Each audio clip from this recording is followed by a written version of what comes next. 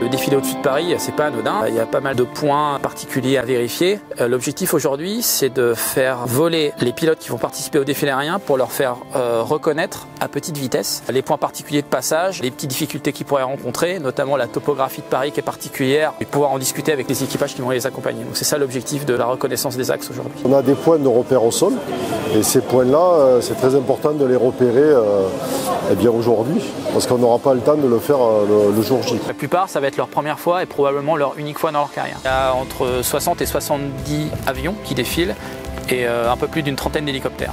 Tout ça dans un temps assez contraint, en à peu près un quart d'heure. La mission du KC-135, c'est de faire du ravitaillement en vol d'avions de chasse. Donc on le fait à haute altitude, vite et souvent dans des pays lointains. Donc survoler Paris à basse altitude, c'est quelque chose de très atypique pour notre avion. Bon, ça va être à moi de faire la reconnaissance.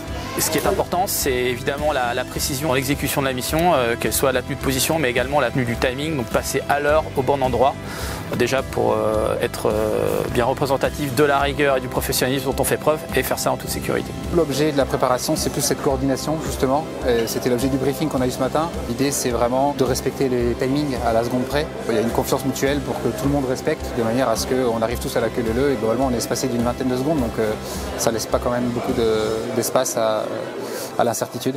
La difficulté, c'est de s'assurer que le défilé se passe comme prévu et de faire face également à l'imprévu. Ça peut être l'imprévu météo, l'imprévu technique, un avion en panne. Et bon, pour tout ça, on a prévu un certain nombre de cas non conformes auxquels on est prêt à répondre n'importe quand. Un certain nombre de briefings qui ont été effectués, notamment ce matin on a eu un gros mass brief. Après on a toute la carto disponible pour se représenter ce cheminement. Et puis le point d'orgue, c'est le petit vol en hélicoptère là qu'on vient de faire, qui nous permet d'aller voir point par point exactement les endroits où on doit passer. Donc, pour un pilote marin, c'est quand même assez extraordinaire de survoler Paris dans ces conditions-là. Là aujourd'hui, nous assistons au briefing des équipages et la prochaine étape sera la répétition à Châteaudun à la fin du mois, puis une répétition générale à Paris quelques jours avant le jour J.